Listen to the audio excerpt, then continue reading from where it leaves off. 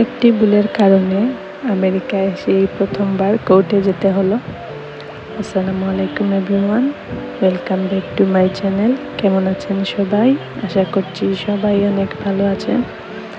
তো প্রথমে যেটি বলেছি যে একটি ভুলের কারণে কোর্টে কেন যেতে হলো। আমি আমার বাচ্চাদেরকে নিয়ে আমার হাজব্যান্ড সহ একদিন বেড়াতে গিয়েছি, মানে পার্কে যাব ওদেরকে নিয়ে।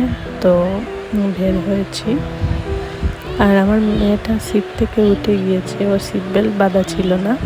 আর পুলিশ সেটা 3-4 সেকেন্ডের ব্যবধানে দেখে ফেলে আর আমাদেরকে এসে আটকায়।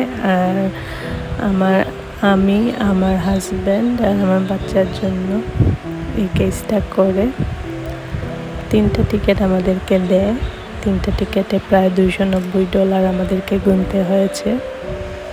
তো ভিডিও করেছিলাম, ভেবেছিলাম যে কোর্টের ভেতরটা কীরকম হয় দেখাবো আপনাদেরকে। মোবাইলটা আসলে নিয়ে যেতে দেয়নি, আমাদেরকে দিয়ে আটকে দেয় মোবাইল নিয়ে না যাওয়ার জন্য।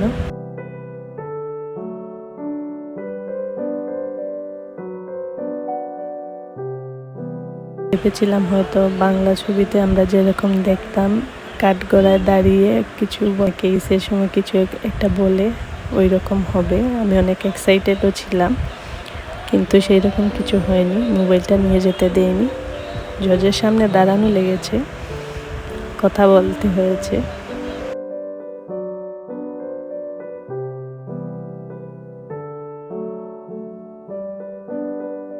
ভালো থাকবেন সবাই। আসসালামু আলাইকুম।